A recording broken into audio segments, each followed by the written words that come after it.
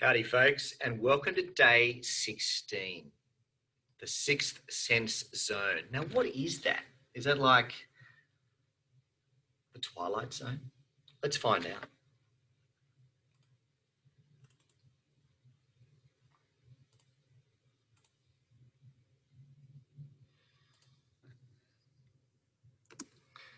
The sixth sense zone is simply a beautiful place to live. There's the agenda, and let's get started. The sixth sense zone. So it is your natural state, this sixth sense zone. You are connected to your purpose with no counter intention.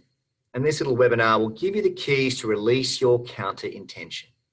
Because counter intention is like negative inertia of the mind, the body, and spirit. Removing counter intention. Calm down and still the mind. Stop looking at the thing or the concept that is freaking you out. And speed way up. You see, when you do that, the drama evaporates. Drama people do not get stuff done. They justify not getting it done. And when you cease to make stories out of facts and assumptions, you cease to create things in your mind. We will look at this concept from a new angle to better identify our processes of thought that create this counter intention.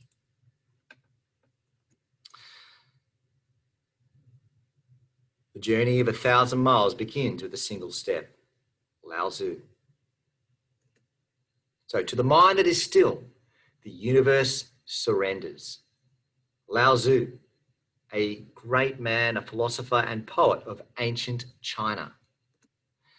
And there were three. He was one of three. And let's put them to the test. Which one is truly enlightened? Confucius, Buddha, and Lao. They all tasted vinegar. Confucius found it sour, like the world, full of degenerate people. Buddha found it bitter, like the world, full of suffering. But Lao found it sweet because he believed in an underlying harmony among people in spite of the apparent discord. Which one is the better way to look at the world, you think? Back to the London cabbies again, and note the size of navigation part of their brain that we looked at a couple of times through this 17 days. And compare it to others. It's much larger and thicker, like butterfly wings, compared to a set of eyes. The brain is plastic. It's neuroplasticity, and it can grow and mold according to what we use it for. The hard drive can actually expand. Isn't that amazing? Back to our friend Lao. He believed that harmony was guided by something called the Tao. It's pronounced Tao, but it's the Tao, and it is the way. He wrote this in the Tao Te Ching, and here are some of his observations. Flowing and effortless action. Whatever you have is because of what you did, and what you did is an action of what you had. Stillness, being in a state identified with the contents of your mind. Nature does not hurry. Don't make it an enemy. If you want to be in harmony in nature, you can't hurry. Number 4, empty your mind so you can experience. Look at the world as if you know nothing. How excited are your children at childcare? Can you remember what you were like at kindergarten? I can remember the way I saw the world about Star Wars and the Wallabies and cricket for Australia. You know, we are so numb these days to experience because of all the garbage in our mind. As we get older and older, it gets more garbage accumulated. 5, truth is incomplete, based on a moment of experience. Some we learn, some we need to perceive and learn. 6, be your true self. Be you. not your police officer. That's a good one. 7, let go of who you are so you can become who you can be. 8, be like water, benefit all and be in competition with no one. I love that one. Imagine if we all thought like that. What would the world be like? 9, the universe is not just one way. Every moment for every person is different. And you know, based on that, this is where extremism is very counterproductive. So, get out of your story. Oneness is truth. And as for awareness of awareness, this is the difference maker between humans and other forms of life. We are above the physical plane. We are not just a machine. Namaste. A respectful greeting and hand prayer. And this is when we are our highest self. I am acknowledging that you are a human being.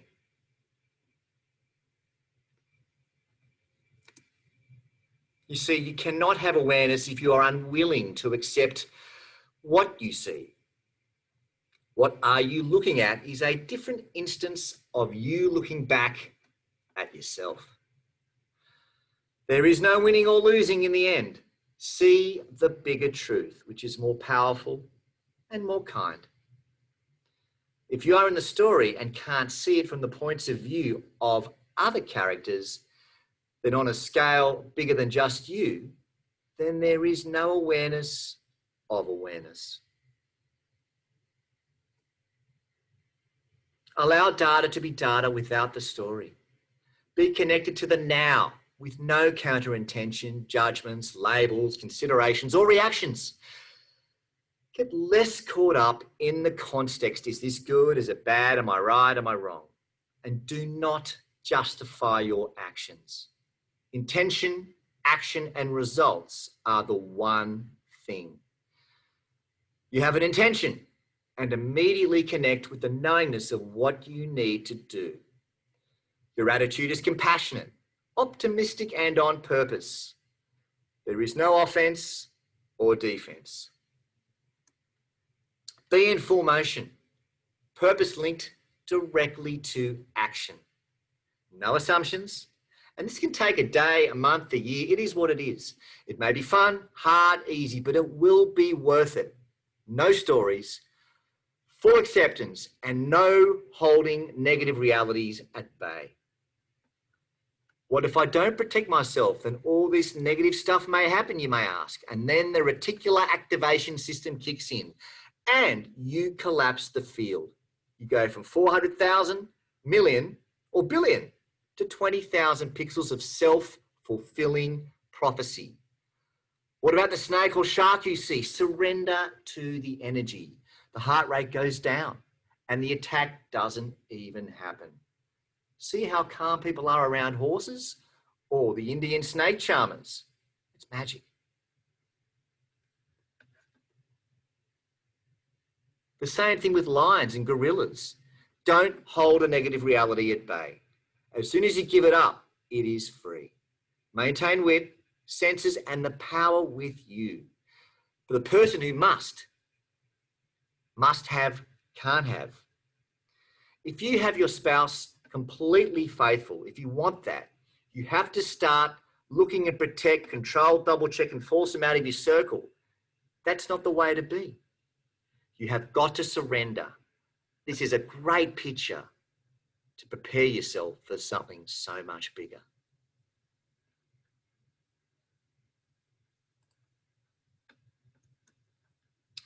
So have and give yourself the full space to take action. Think outside of the box. The question is, what is pain, lethargy, boredom, procrastination, and or self-destructive behavior, including beating oneself up? The answer is these are all your justified inaction based on your story. You know, the Red Riding Hood that you are in your life and the wolves out to get you. So What's the answer? As Lao Tzu says, empty your mind so you can experience and be your true self. Let go of who you are so you can become who you can be. And try to resist negative realities. Perception. What do the natives of Africa do when they see a big lion? They look, they pay respect, they think and they say, "You're a good lion." And they walk diagonally away. But they look and they send love and respect. They don't make it a thing. That's the way to go, as opposed to freaking out, running away and becoming the toy for the lion. See, the lion believes how small you are to whatever it is that you think you are confronting. And what is enlightenment? The answer is getting completely out of the story, operating only on intention with no counter intention, acting to create, never to defend or attack. Don't try to stop the negative from happening. Instead, focus 100% of your power in creating your vision, your vitality. Don't consider that you have enemies. This is massive, because if you do, you are not going to have a good time. Again, don't consider that you have enemies. I still have to remind myself of this. Namaste. I honor the place in you in which the entire universe dwells. I honor the place in you which is of love, of truth, of light, and of peace. And when you are in that place in you, and I am in that place in me.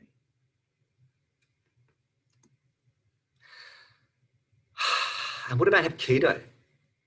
This is an amazing metaphor for what we do, everything we do in life. I won't read through all of that, but essentially it is this. Look at the image of a sensei with a student. Do not see your opponent as an opponent. See a oneness. Witness, create an outcome where no one gets hurt. And energy is flowing in your vicinity, and responsibly manage that flow. That is a safe, productive, and best outcome for everybody involved.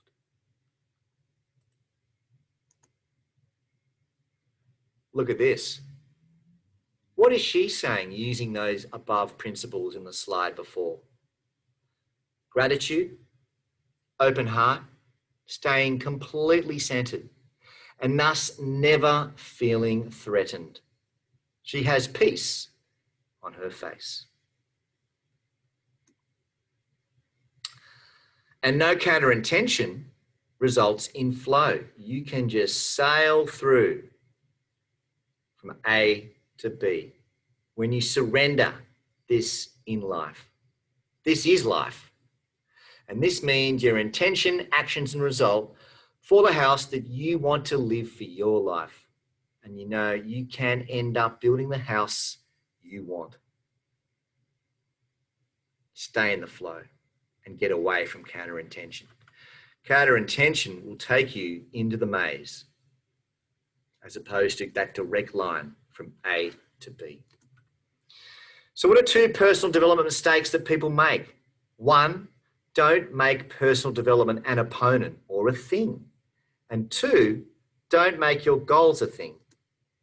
Create your vision, which is free of flight or fight, like lizard brain. You see, most people look at the swimming pool and the reflection, and where are the ripples? But the sixth sense can see beyond, and the rocks creating the ripples, and avoiding those rocks when diving in. That is the sixth sense. You surrender, you connect to purpose, you're not making enemies, you're not justifying outcomes. Intention and action and result are one thing. Don't have to worry, your intention will manifest, period. So surrender, giving you the freedom to be unstoppable. Climb that mountain. And now that you have reduced your counter-intention where others see the impossible, you see the obvious, like riding that wave through the barrel. You feel lighter, the path is clearer, and you are more on purpose. Trust the process. You've got this. Day 17 tomorrow. Thanks, folks.